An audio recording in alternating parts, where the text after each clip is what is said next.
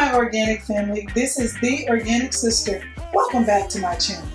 I hope you're excited because I'm excited today. Today we're going to do something that is my favorite thing to do, making medications. On today's episode, we're going to make elderberry elixir.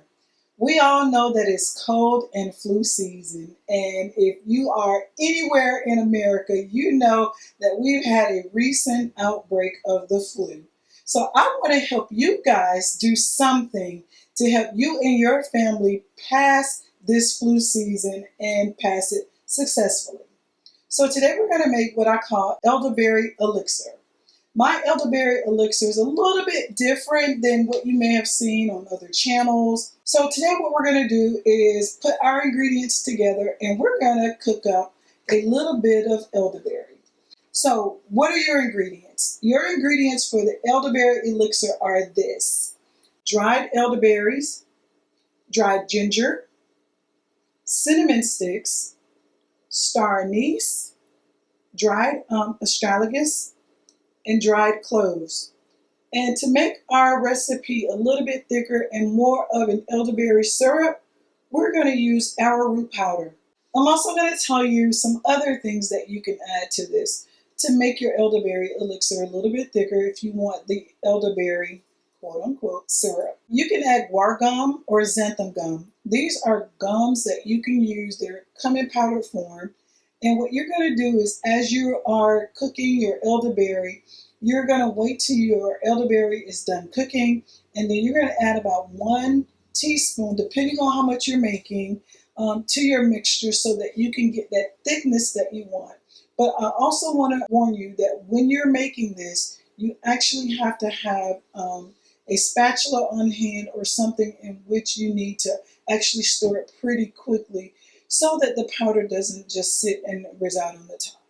Okay guys, now that you have all your ingredients for your elderberry elixir, let's make elderberry syrup. I want you to put into your pot all the ingredients that we talked about previously. We'll add the recipe over here. Now, one of the things that I want to warn you about when you're making your elderberry, it gets kind of messy.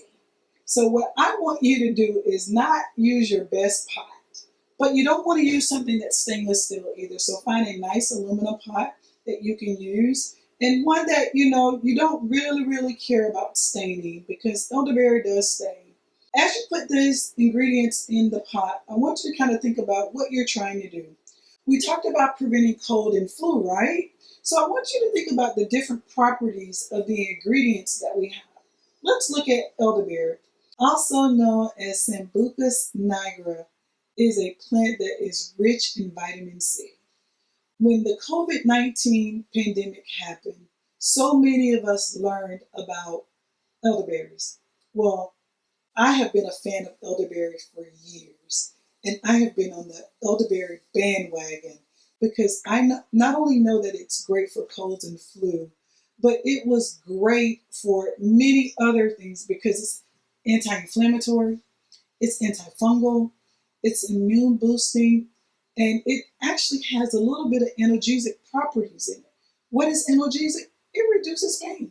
So in your pot, in your elixir, you literally have a smorgasbord of so many powerful ingredients that is going to help you fight this cold and flu season. So ginger, I love ginger. In fact, I put ginger in almost everything. Not only is ginger antifungal, ginger is antibacterial.